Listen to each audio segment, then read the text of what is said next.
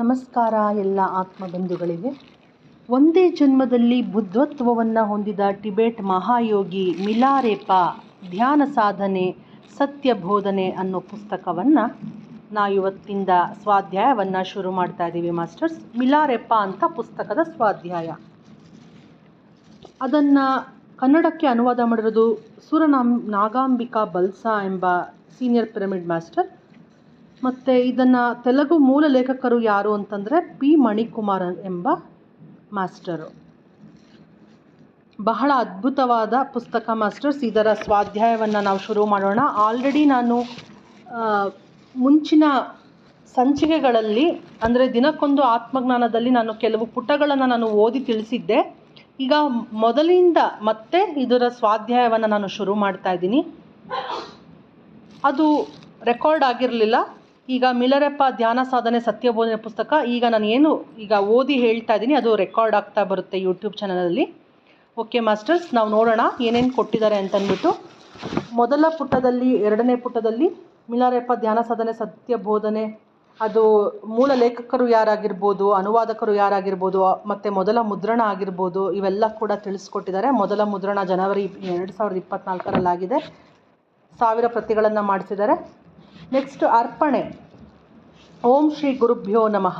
PSSM ಅನ್ನು ಸ್ಥಾಪಿಸಿ ಆಧ್ಯಾತ್ಮಿಕ ಪ್ರಪಂಚದಲ್ಲಿ ಹೊಸ ಕ್ರಾಂತಿಯನ್ನು ಉಂಟು ಮಾಡಿ ಅದು ನಿರಂತರವಾಗಿ ಮುನ್ನಡೆಯುವಂತೆ ರೂಪಿಸಿ ಧ್ಯಾನ ಜಗತ್, ಪಿರಮಿಡ್ ಜಗತ್ ಮತ್ತು ಸಾಕಾರ ಜಗತ್ತಿನ ನಿರ್ಮಾಣಕ್ಕಾಗಿ ನಿರಂತರ ಶ್ರಮಿಸಿ ಜೀವನವನ್ನು ಸಂಪೂರ್ಣವಾಗಿ ಇದಕ್ಕಾಗಿಯೇ ಸವೆಸಿದ ನನ್ನ ಪ್ರೀತಿಯ ಗುರುಗಳು ಬ್ರಹ್ಮರ್ಷಿ ಪಿತಾಮಹ ಡಾಕ್ಟರ್ ಶ್ರೀ ಸುಭಾಷ್ ಪತ್ರಿಜಿಯವರಿಗೆ ಮತ್ತು ಪತ್ರಿಜಿಯವರ ಆಪ್ತರಾಗಿದ್ದು 23 ವರ್ಷಗಳಿಂದಲೂ ಆನಾಪಾನಸತಿ ಧ್ಯಾನವನ್ನು ಮೌನದೊಂದಿಗೆ ಜೋಡಿಸಿಕೊಂಡು ನಿರಂತರವಾಗಿ ಪ್ರಚಾರ ಮಾಡುತ್ತಾ ತಮ್ಮ ಜೀವನವನ್ನು ಸಂಪೂರ್ಣವಾಗಿ ಇದಕ್ಕಾಗಿಯೇ ಮುಡಿಪಾಗಿಟ್ಟಿರುವ Milarepa Chaitanya spiritual scientist A Nageswararao master ಅವರಿಗೆ ಈ ಪುಸ್ತಕವನ್ನು ಅರ್ಪಿಸುತ್ತಿದ್ದೇನೆ ಅಂದ್ಬಿಟ್ಟು Shrimati Nagambika Balsa Gauribidanur senior pyramid master ತಿಳಿಸ್ಕೊಡ್ತಾ ಇದ್ದಾರೆ. ಕೃತಜ್ಞತೆಗಳಲ್ಲಿ ಅವರು ತಿಳಿಸ್ತಾ ಬರ್ತಾರೆ.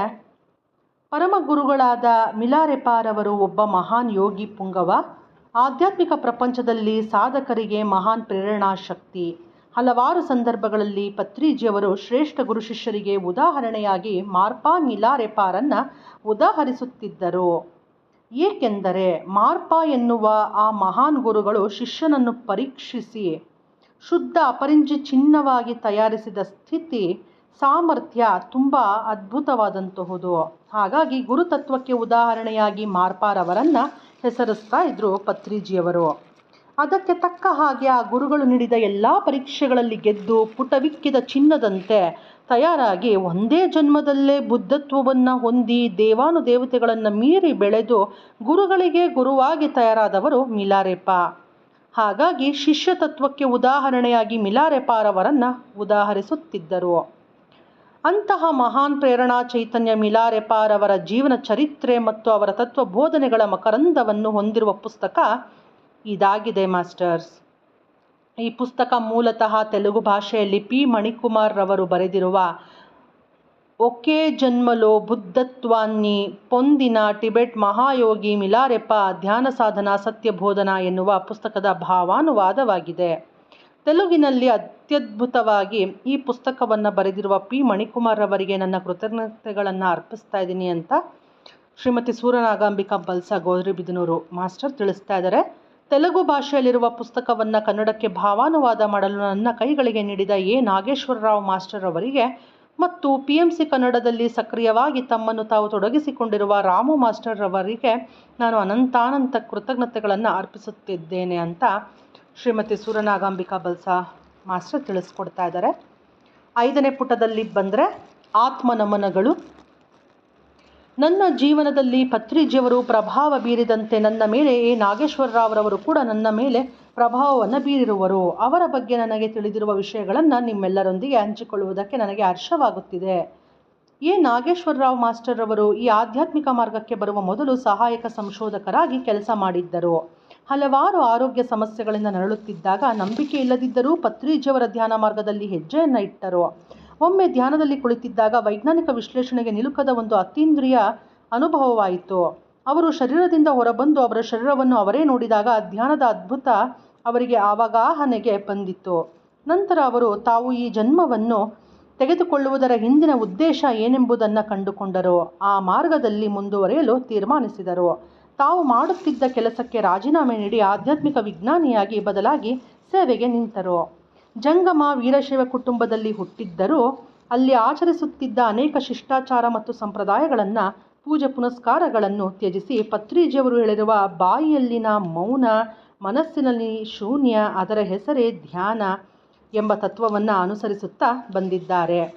ಆನಾಪಾನಸತಿ ಧ್ಯಾನವನ್ನು ದೇಶದಾದ್ಯಂತ ಆಂಧ್ರ ಪ್ರದೇಶ, ತೆಲಂಗಾಣ, ಕರ್ನಾಟಕ, ತಮಿಳುನಾಡು, ಮಹಾರಾಷ್ಟ್ರ, ಗುಜರಾತ್ ಮತ್ತು ಇನ್ನೂ ಅನೇಕ ರಾಜ್ಯಗಳಲ್ಲಿ ಪ್ರಚಾರ ಮಾಡುತ್ತಾ ಬಂದಿದ್ದಾರೆ. ಇವರು ಮೌನದಲ್ಲಿ ಸಾಧನೆ ಮಾಡುವುದಕ್ಕೆ ಹೆಚ್ಚು ಮಹತ್ವವನ್ನು ಕೊಡುತ್ತಾ ಅನೇಕ ಮೌನ ಧ್ಯಾನ ಶಿಬಿರಗಳನ್ನು ನಡೆಸುತ್ತಿದ್ದಾರೆ. ಅನೇಕರು ಮೌನದಲ್ಲಿ ಇದ್ದುಕೊಂಡು ಆನಾಪಾನಸತಿ ಧ್ಯಾನವನ್ನು ಮಾಡುತ್ತಾ ಸಾಧನೆ ಮಾರ್ಗದಲ್ಲಿ ಮುಂದೆ ಸಾಗುತ್ತಿದ್ದಾರೆ. 23 ವರ್ಷಗಳಿಂದಲೂ ನಿರಂತರವಾಗಿ ಅವರ ಈ ಸೇವೆ ನಡೆಯುತ್ತಾ ಬಂದಿದೆ. ಅವರ ಸಂಪರ್ಕದಲ್ಲಿರುವ ಅನೇಕರಿಗೆ ಅವರು ಮಿಲಾರೆಪಾ ಚೈತನ್ಯವೆಂಬುದು ಅನುಭವಪೂರ್ವಕವಾಗಿ ಅರ್ಥವಾಗಿದೆ. ಅವರ ಮುಖತಃ ಅವರು ಮಿಲಾರೆಪಾ ಶರೀರದಲ್ಲಿದ್ದಾಗಿನ ಅನೇಕ ಅನುಭವದ ವಿಚಾರಗಳನ್ನು ಕೇಳಿ ತಿಳಿದಿದ್ದೇವೆ. ಅವರೊಂದಿಗಿನ ನನ್ನ ಸಂಪರ್ಕ ಎಷ್ಟೆಷ್ಟೋ ಜನ್ಮಗಳ ಸುಕೃತವಾಗಿದೆ. ಆದರೆ ಅವರು ಎಂದಿಗೂ ಪ್ರಚಾರವನ್ನು ಬಯಸಲಿಲ್ಲ, ವೇದಿಕೆಗಳ ಮೇಲೆ ಕಾಣಿಸಿಕೊಳ್ಳಬೇಕೆಂದು ಹಾತೊರೆಯಲಿಲ್ಲ, ತಮ್ಮ ಬಗ್ಗೆ ತಾವು ಹಿರಿಮೆ-ಗರಿಮೆಗಳನ್ನು ಹೇಳಿಕೊಳ್ಳಲಿಲ್ಲ. ಸಾಮಾನ್ಯ ಧ್ಯಾನಿಯಂತೆ ಇರುತ್ತಾ ಎಲ್ಲರಲ್ಲಿ ಒಬ್ಬರಂತೆ ಇದ್ದು ಬಿಡುತ್ತಾರೆ. ಅತ್ಯಂತ ಸರಳ ಸಜ್ಜನಿಕೆ ವ್ಯಕ್ತಿತ್ವ ಇವರದ್ದಾಗಿದೆ.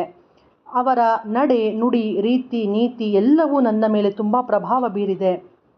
ನಿಷ್ಕಾಮ ಕರ್ಮ ಮಾಡುವ ವಿಷಯಕ್ಕೆ ಸಂಬಂಧಿಸಿದಂತೆ ಪತ್ರಿಜಿಯವರ ನಂತರ ಇವರಿಂದ ಪ್ರೇರಣೆಯನ್ನು ಹೊಂದಿದ್ದೇನೆ. ಈ ಪರಮಾತ್ಮ ಸ್ವರೂಪರಿಗೆ ನಾನು ಎಷ್ಟು ಕೃತಜ್ಞತೆಗಳನ್ನು ಅರ್ಪಿಸಿದರೂ ಸಾಕಾಗುವುದಿಲ್ಲ.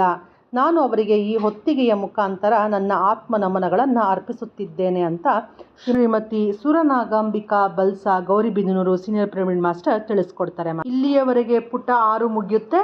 ಮುಂದಿನ ಸಂಚಿಕೆಯಲ್ಲಿ ಪತ್ರಿಜಿಯವರ ಸಂದೇಶ ಏನು ಕೊಟ್ಟಿದ್ದಾರೆ ಈ ಮಿಲಾರೆಪ್ಪ ಪುಸ್ತಕದಲ್ಲಿ ಓದೋಣ ಮಾಸ್ಟರ್ಸ್.